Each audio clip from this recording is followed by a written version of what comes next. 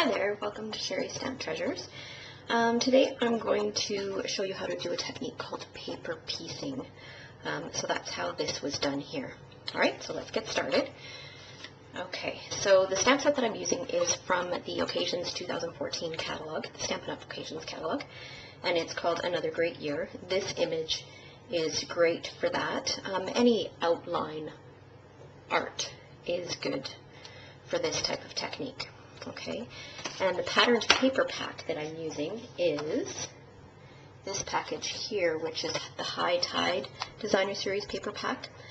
It's also in the Stampin' Up! Occasions catalog.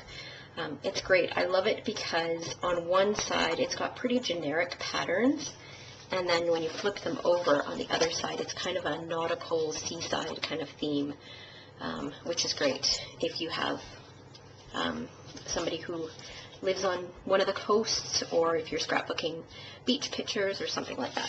Okay? Alright, so let's go ahead and get started.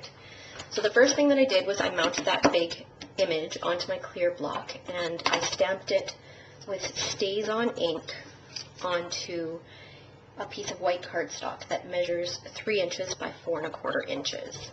While it was still inked, I re-inked it again and stamped it on a piece of the Designer Series paper. Now when you do this, you want to pick a patterned paper that isn't too busy, especially if it's got words on it. If it's just an outline of, let's say, a little girl's dress or whatever, it doesn't really matter. But if you've got words on it, you want to pick something that's a little bit more subtle. So I used this pattern here, which kind of has little anchors. It's smoky slate and has little anchors on it. Okay. The next step is to cut whatever you want to paper piece out.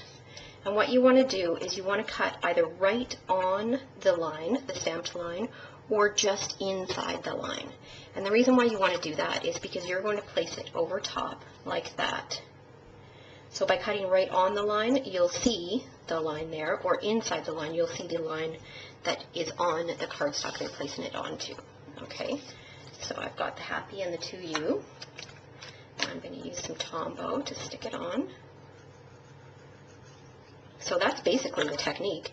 It's very, very simple, very straightforward to do, and it just gives the image just a little bit of pop. All right, so there you go.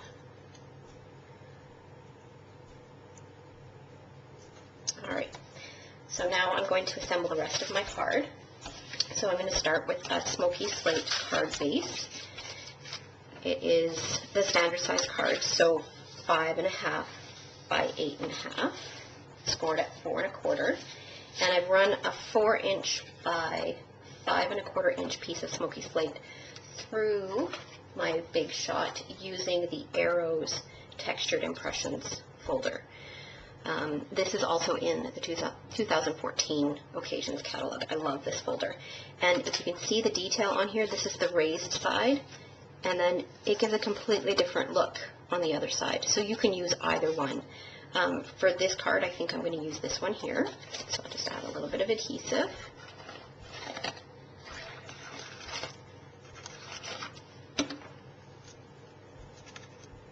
Stick that in the center of my card base. And then I've got a piece of Summer Starfruit that measures 3 1/4 by 4 1/2. That's going to be the mat for my focal point.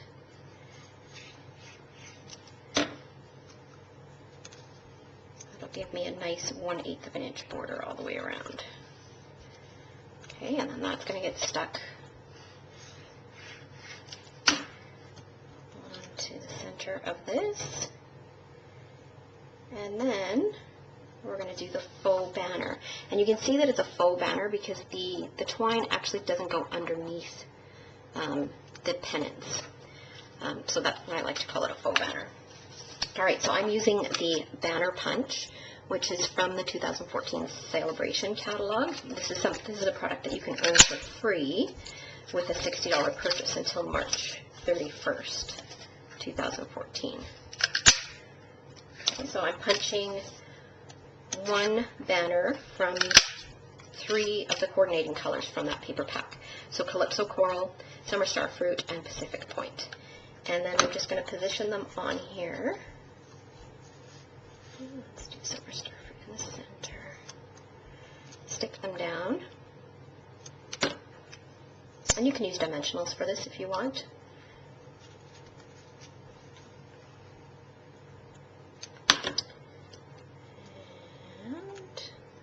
And then what I've also done is I've used some white baker's twine and tied a couple bows.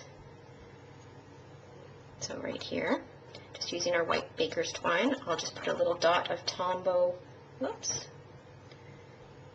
right there. And on this corner, add my bows, and the card is done. So it's a quick, easy card, and it's just stepped up a little bit just by doing that little simple little paper piecing technique. All right. If you're looking for more inspiration, feel free to visit my blog at www.stamptreasures.com. Thanks for watching.